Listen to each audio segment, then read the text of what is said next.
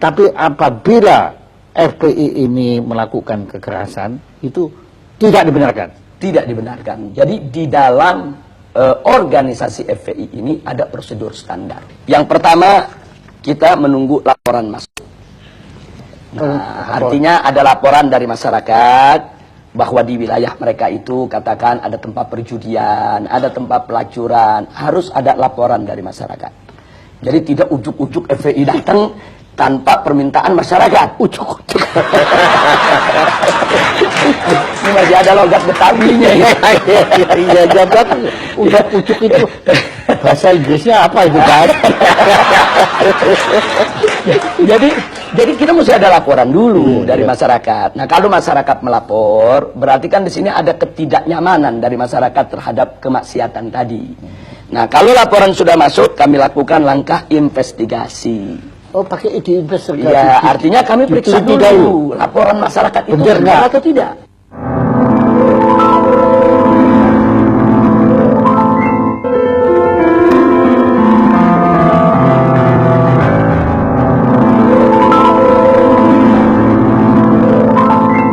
Kita himpun data, apa itu dengan film, apa dengan foto, kita himpun data. Jadi betul-betul terbukti kalau di sana memang sesuai dengan laporan masyarakat tadi. Iya, jadi makin tidak ujuk-ujuk gitu. Betul.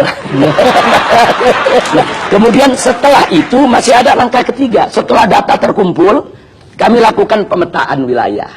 Oh? Nah, maksudnya pemetaan wilayah begini.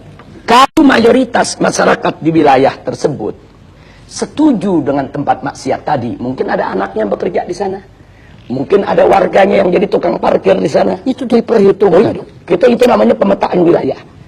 Nah, andai kata masyarakat di sana masih mendukung tempat maksiat tadi, maka kami sebut wilayah dakwah. Kami harus kirim ustadz, kirim guru, kirim pendai, pendakwah untuk menyadarkan masyarakat kalau maksiat itu berbahaya bagi kehidupan mereka. Itu bisa setahun, bisa 2 tahun, bisa 3 tahun, bisa 5 tahun. Kesadaran masyarakat ini dan itu pernah terjadi. Dan memang sering, bukan pernah, sering terjadi. Makanya ada sejumlah tempat maksiat sampai hari ini tidak disentuh oleh FPI. Nah, orang yang tidak paham, mereka pikir, oh ini nyetor sama FPI. Kan begitu. Ya, tapi saya mau tanya nggak sampai hati. Bebas saja untuk ditanya. Ujuk-ujuk tanya.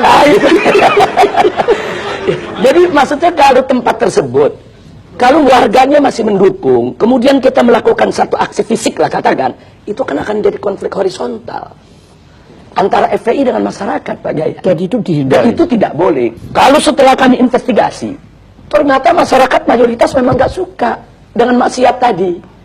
Cuma mereka tidak tahu jalan bagaimana cara menutupnya. Mereka sudah lapor ke RT, ke RW, ke lurah, tapi tidak membuahkan hasil. Nah, ini kami sebut wilayah hisbah. Artinya dukungan masyarakat kan kita sudah dapat. Nah, tinggal bagaimana menuntun masyarakat tadi untuk menutup tempat maksiat tadi. Bagaimana cara kami tuntun?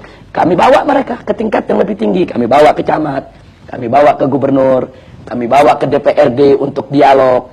Kami ajak mereka untuk mendemo secara damai, kirim surat, kumpulkan tanda tangan masyarakat yang minta itu ditutup. Nah, manakala aparat sudah turun, tutup. Karena tekanan masyarakat begitu kuat, tugas FPI selesai.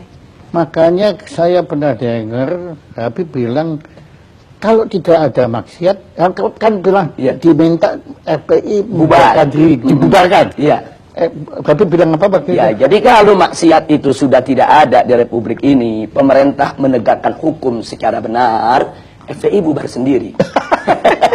Saya kasih contoh. Sekarang yang namanya judi kan ada undang-undang yang melarang. Iya. Yang namanya pelacuran kan ada undang-undang yang melarang. Iya. Yang namanya minuman keras kan juga ada aturannya semuanya.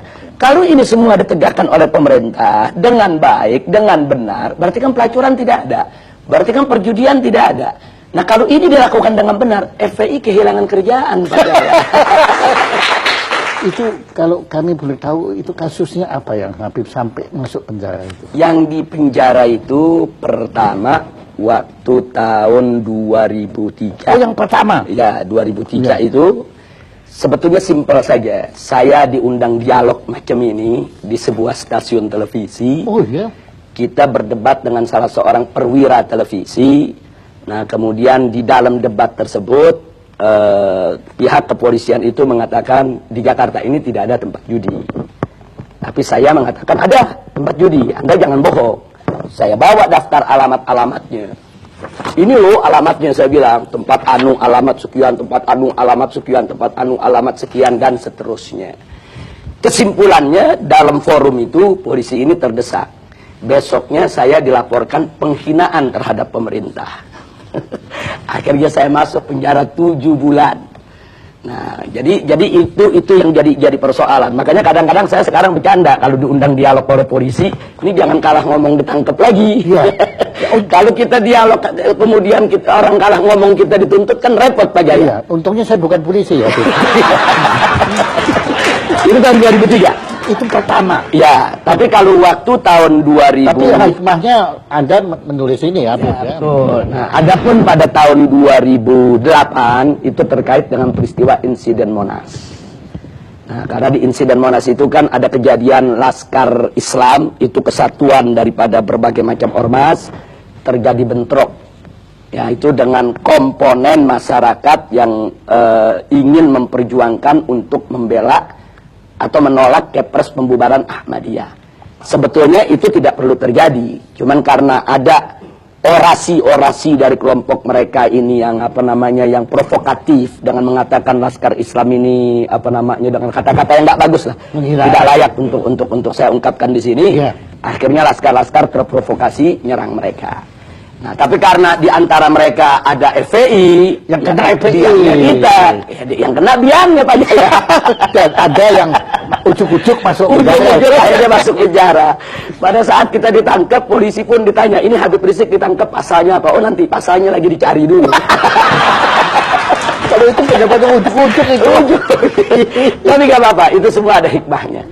Anda terima itu dengan... Oh ya, itu resiko perjuangan, kita terima tanpa dendam, dan saya ambil hikmahnya. Tanpa dendam? Tanpa dendam.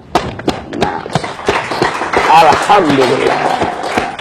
Nah, terima kasih Habib. Ya, ini suatu pencerahan, satu pelajaran, pengalaman, masukan informasi bagi kita semua untuk lebih bisa memahami makna perjuangan FPI yang sebenarnya. Ya, dan moga-moga juga siaran talk show yang sederhana ini ya itu bisa didengar juga oleh pemirsa-pemirsa sebanyak mungkin supaya mereka pun atau kami ya saya beratasnya mereka juga bisa memahami. Dan kita bukan lagi takut, bukan lagi curiga, bukan lagi benci pada FPI, tapi kita mungkin bisa bersama-sama FPI untuk memerangi maksiat di angkara murka di negara kita tercinta ini. Terima kasih. Saya juga ucapkan terima kasih, baik atas nama pribadi maupun atas nama FPI kepada Pak Jaya maupun forum talkshow-nya ini. Yang luar biasa, kita juga di luar dugaan bisa diundang, bisa diberi kesempatan bicara dengan leluasa, dengan bebas. Dan di sini juga saya ingin menyatakan sebelum kita berpisah, FPI ini kan bukan malaikat. FPI ini kan juga tidak boleh mengklaim kalau dirinya suci. Wow. Di dalam FPI kan juga ada oknum-oknum yang tidak baik juga.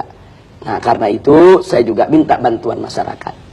Manakala masyarakat mendapatkan ada oknum-oknum FPI yang tidak bagus akhlaknya, tidak bagus moralnya, dan memang melakukan hal-hal yang tidak patut di wilayahnya, tolong laporkan kepada kami. Kami akan ambil tindakan tegas, bahkan kalau ada cabang-cabang FPI yang coba-coba melakukan suatu kegiatan melanggar daripada prosedur yang saya sebutkan tadi, kita tidak segan-segan, cabang itu kita bekukan dan kita bubarkan. Nah, jadi kita tidak mengklaim kalau FPI ini tidak punya salah, tidak. Saya pun sebagai pimpinannya mungkin terkadang juga bahkan sering juga melakukan kesalahan. Apa itu kesalahan dalam mengambil keputusan, kesalahan di dalam berucap, kesalahan dalam bertindak. Nah, karena itu mari kita saling menasehati, saling memperingati, saling memperbaiki satu sama lainnya. Sekali lagi terima kasih buat Pak Jaya dan semua. Terima kasih banyak. Alhamdulillah.